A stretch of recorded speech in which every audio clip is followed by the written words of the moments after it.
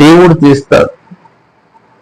అలాగే నీకు ఏమి ఇవ్వాలి, ఏమి కావాలి, నువ్వేమి ఆశిస్తున్నావు అనేది దేవుడు తెలుసు. ఆయన హృదయాన్ని ఎదిగినవాడు, పై మెరుగులు చేసేవాడు కాదు.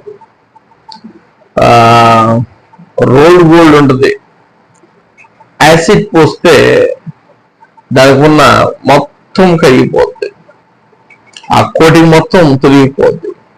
అదే ఒరిజినల్ బంగారం తీసుకొని దాని యాసిడ్ పోస్తే ఒకప్పుడు దుమ్ము దూరిపడిన దాంట్లో ఆ యాసిడ్ బంగారం ఇంకా తల మెరుస్తా ఉంటుంది. ఎందుకంటే డూప్లికేట్ భక్తులుగా మనం ఉండకూడదు, ఒరిజినల్ విశ్వాసము కలిగిన భక్తులుగా మనం ఉండాలి.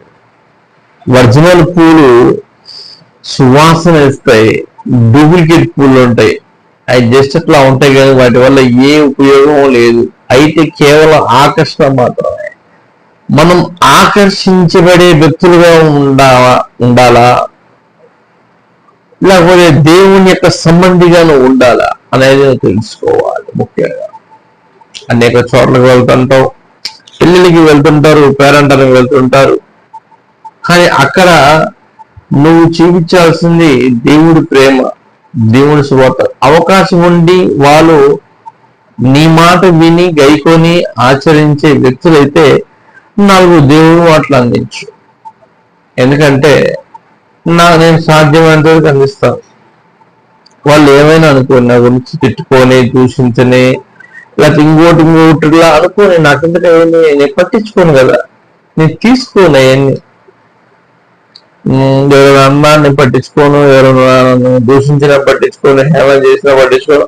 అవమానించినా కానీ ఆ అవమానం నింద కూడా దేవుని వల్లే వచ్చింది కాబట్టి, అయ్యా ఒకళ్ళు నన్ను అవమానిస్తున్నారు, నింద, మరి నన్ను తిడితే ఎవరికి అవమానం? ఆయనకు అవమానం. నాకే నీ పరిచర్య కోసం నేను నిందలో అవమానం భరిస్తున్నా, నన్ను భరించేవాడివి నువ్వే కాబట్టి ఆ అవమానాలైనా బాధలైనా నేను భరిస్తాను. ఎందుకు? నీ నామము బట్టి నువ్వు రక్త పోక్షణ చేశావు కాబట్టి ఈ నిమిత్తం మేము బాధలు పడతాం. అందుకు మాకు శక్తిని అయ్యా, బలాన్ని అయ్యా మేము అడుగుతున్నాం. ఈ రోజు నేను బలహీనున్నే, నేను బలవంతం అని చెప్పలేదుగా, కానీ ఈ బలము శక్తి ఆయన ఇచ్చిందే. నాకేం తెలుసు? నాకేం వచ్చు?